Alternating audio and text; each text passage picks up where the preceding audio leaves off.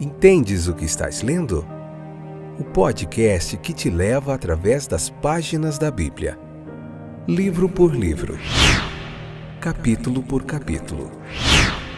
Uma exposição bíblica emocionante. Aperte os cintos e embarque comigo nesta viagem.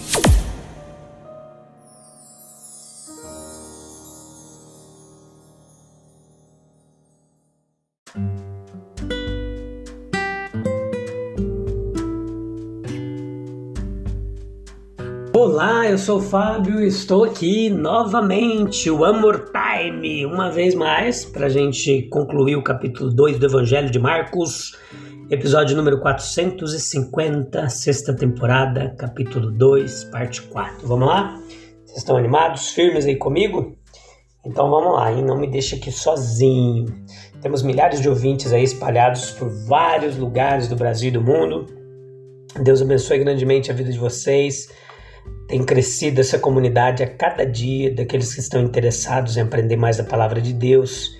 Então faça de mim, deste trabalho, um motivo para as suas orações também, quando você estiver falando com Deus lá. Lembra do Fábio, do podcast, entende o que estás lendo, para que Deus continue me dando graça, força, ânimo, coragem, sabedoria, para continuar fazendo esse trabalho aqui para vocês, descompromissado, assim, com o coração inteiramente entregue, sem nenhum interesse, somente com o interesse de que a palavra de Deus seja espalhada, vidas transformadas e modificadas. Você encontra esse podcast no Deezer, na Amazon Music, na Apple Podcasts, no Google Podcasts, em vários streamers aí, tá bom? Então espalha, se você está gostando, acompanhando, convida mais gente e vamos juntos espalhar a mensagem de Cristo aos corações. No mundo onde se espalha tanta coisa ruim, né? Tanta maldade sendo espalhada, espalha a palavra de Deus junto comigo, tá bom? E a gente divide o galardão lá no céu depois. Então o sábado foi feito para o homem, a gente vai concluir, falar bastante sobre o sábado aqui, como os judeus viam, como é no Evangelho, como é hoje, o que muda, será que nós temos que guardar, sim ou não? Qual que é a lição do texto bíblico? Vamos entender isso aqui. Então o sábado foi feito para o interesse do homem, para promover o bem-estar do homem.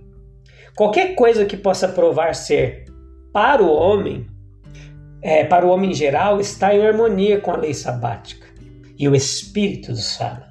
Veja que os mais estritos regulamentos sabáticos, eles devem ser quebrados na presença da necessidade humana, contanto que sejam de fato e de verdade necessidades humanas. Sim, a necessidade do boi ou jumento deve ser considerada, seja necessidade de descanso ou libertação de uma cova na qual ele tenha caído. É lícito fazer o bem, é lícito salvar a vida, é lícito alimentar os famintos, até mesmo o pão sagrado do templo, prestando serviço aos homens necessitados.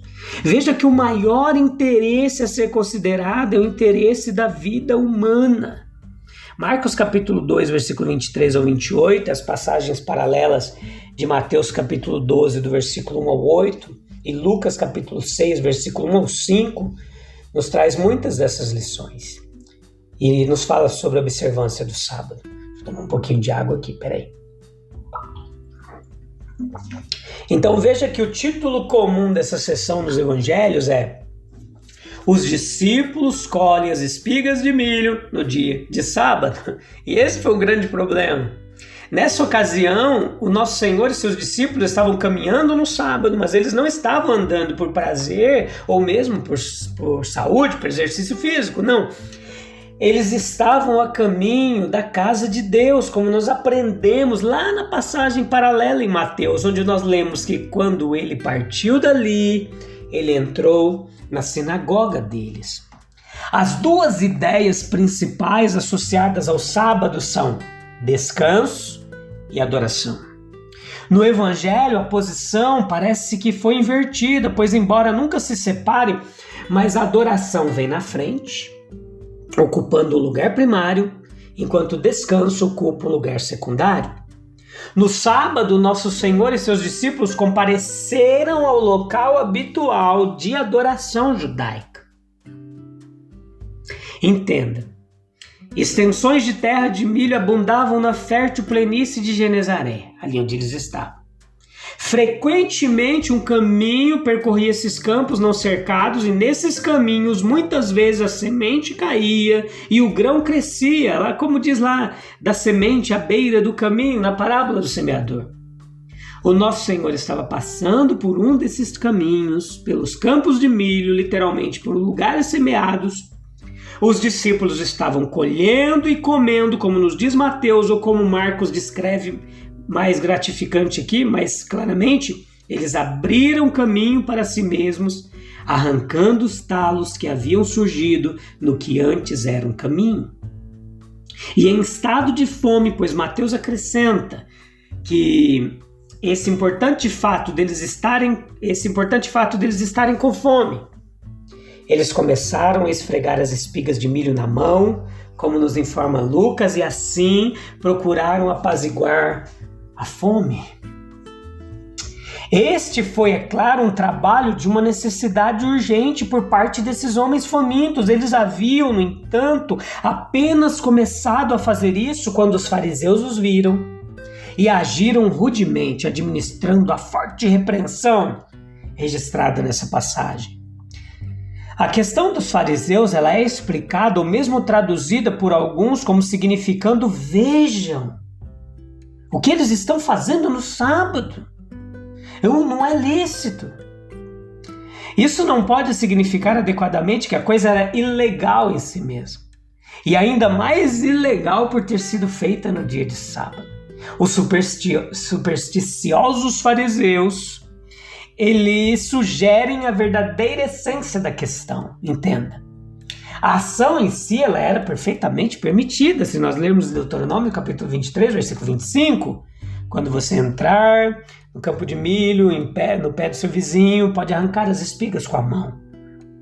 Os fariseus, guiados agora por uma tradição oral, interpretavam a lei do sábado com tanto rigor que identificavam o arrancar das espigas com a colheita, de modo que a lei, como eles explicaram, foi violada. A profanação do sábado foi falsamente colocada como um peso sobre os discípulos. O nosso Senhor, ele sai em defesa de seus discípulos e ele justifica a conduta deles, lembrando aos acusadores um incidente na vida de Davi, quando a observância cerimonial cedeu à necessidade e o preceito aos requisitos de misericórdia. A ocasião citada por Jesus foi aquela em que Davi se encontrou lá em Nob, a cidade sacerdotal a nordeste de Jerusalém, e ele necessitava, tal a declaração geral lá, que ele estava como para morrer de fome, ele estava com fome. E o pão da face, ou pão da presença, né, de acordo com o hebraico, os pães da proposição, conforme traduzido pela Vulgata, eram 12 pães, um para cada tribo, colocados na presença de Jeová. A gente viu isso lá em Levítico, como um símbolo da dependência do Pai Celestial, até mesmo para o pão de cada dia. Ninguém tinha permissão para usar esses pães, exceto os sacerdotes. Eles eram quem tinha o privilégio. Essa regra rígida foi relaxada em favor de Davi, não apenas de Davi, cuja iminência pode ser considerada de modo a dar-lhe uma maior consideração e suficiente para tornar o seu caso excepcional, mas a favor daqueles que estavam com ele também. Tinham outros com Davi. Então veja que o nosso Senhor, ele reduz esse caso de violação da letra da lei, perguntando aos fariseus de acordo com uma fórmula própria, mas com uma ironia desdenhosa também, ou melhor, num tom de severa reprovação. Você nunca leu? Ou como é expresso em Lucas, vocês não leram nas Escrituras? Vocês que são defensores da lei, adeptos do conhecimento das Escrituras, vocês não leram como Davi fez isso? Então, outros argumentos adicionais encontrados no Evangelho de Mateus para refutar essa acusação de profanação de sábado que esses fariseus intolerantes prestaram contra os discípulos. O serviço bastante trabalhoso dos sacerdotes no sábado, em sacrificar, remover os pães da proposição e outros deveres, era uma aparente profanação do sábado. Mas no caso deles, a lei foi relaxada, ou melhor, o princípio do amor de Deus ao homem que está no fundamento da lei foi o espírito animador da lei e teve precedência sobre a letra. Ele os taxa com ignorância culpável e vergonhosa, se não intencional, de uma escritura tão clara como diz que misericórdia primeiro e não sacrifício acima disso. Se então, entenda comigo, meus queridos, a necessidade de Davi e dos seus homens prevaleceu sobre a letra da lei, se os serviços sabáticos dos sacerdotes tornassem o trabalho sabático até certo ponto um dever, e se a reivindicação de misericórdia é anterior e superior à do sacrifício, o nosso Senhor, ele reivindica a isenção para seus discípulos famintos do rigor inflexível da lei, ou melhor, da interpretação errônea e supersticiosa dela por aqueles frios, sem coração, fariseus, censuradores. O nosso Senhor, ele passa a ocupar um terreno mais alto. O sábado foi feito por causa do homem, tanto gentil quanto judeu. Originou-se para o seu benefício, é apenas o meio para um fim, e os interesses do homem são esse fim. Deve sua existência ao homem e tem a razão de sua existência no homem. O sábado é um memorial da criação divina, um lembrete de sua redenção e uma antecipação, bem como a promessa do futuro descanso eterno. É mais valioso em sua natureza essencial e uso correto, mas se o circunstancial entra em colisão com o essencial ou cerimonial, entra em conflito com o moral, em ambos os casos, o primeiro, pela própria natureza das coisas, é obrigado a ceder. Há um senhorio do Senhor Jesus, do Filho do Homem, com respeito ao sábado, o Filho do Homem aqui mencionado. É, apesar de todas as sutilezas racionalistas que querem interpretar de outra forma, o Salvador, o Senhor do sábado. Em Marcos e Lucas, a palavra kai do grego fica antes de sábado. Na primeira das duas significações implica, por mais que valorizassem a ordenança do sábado acima de todos os outros mandamentos do decálogo, e supersticiosa como era a veneração com que a consideravam, o Filho do Homem era Senhor até do sábado. E assim ele poderia fazer, conforme as exigências de qualquer caso particular. Ele poderia modificá-lo de acordo com qualquer emergência especial. Ele poderia determinar o modo de sua observância entre os dois limites do benefício do homem, por um lado, e a ordem da lei, por outro. Mas se tomarmos o significado da palavra kai aqui do grego como sendo também é outro significado, então significa que em meio e além de seus outros senhorios, o Filho do Homem também possui isso.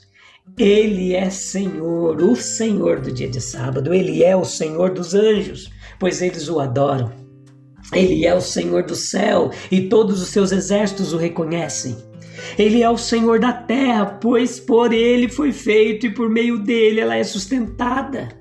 Ele é o Senhor de toda a criação, pois é o primogênito de toda criatura, para quem todas as coisas tenha a preeminência. Ele é Senhor também do sábado. Ele manifesta sua verdadeira natureza para descanso e refrigério, a bênção física, mental, moral e espiritual da humanidade. Então a pergunta que muitos ainda fazem hoje é: os cristãos devem guardar o sábado? A resposta é que cristãos não são obrigados a guardar o sábado, mas é importante ter um tempo para o descanso.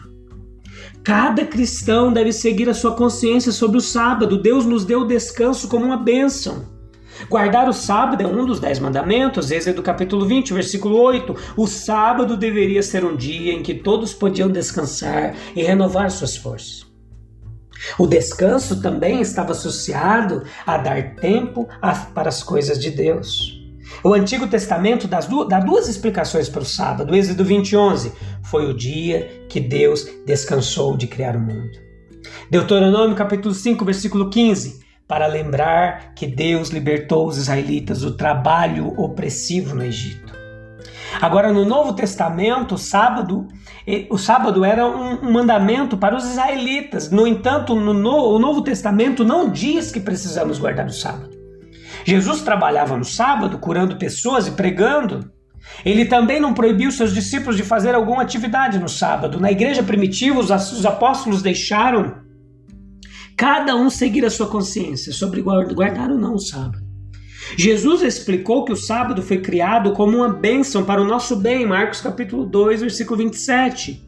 O objetivo não era obedecer à regra a todo custo, mas ter o direito a descansar e a desfrutar das bênçãos de Deus. Mesmo debaixo da lei do Antigo Testamento, havia situações em que era aceitável não guardar o sábado, Mateus capítulo 12, versículo 5 ou 7. Mais tarde na história da igreja, nós vemos que ela passa a se reunir aos domingos, que foi o dia que Jesus ressuscitou. Entendendo a importância do descanso para a saúde física, mental e espiritual, os cristãos passaram a descansar no domingo. Para o cristão, ter um dia de descanso é mais um direito do que um dever. E esse dia deveria ser um dia também para adoração. Mas nós fazemos tanta coisa no domingo, né? Vamos assistir futebol, vamos fazer outras coisas e dizemos não ter tempo para adorar o Senhor. Vamos repensar isso aí, tá bom? Deus abençoe, a gente se vê em breve. No próximo episódio a gente começa o capítulo 3, em breve, se Deus quiser. Eu te encontro lá. Um abraço, Deus abençoe, tchau, tchau.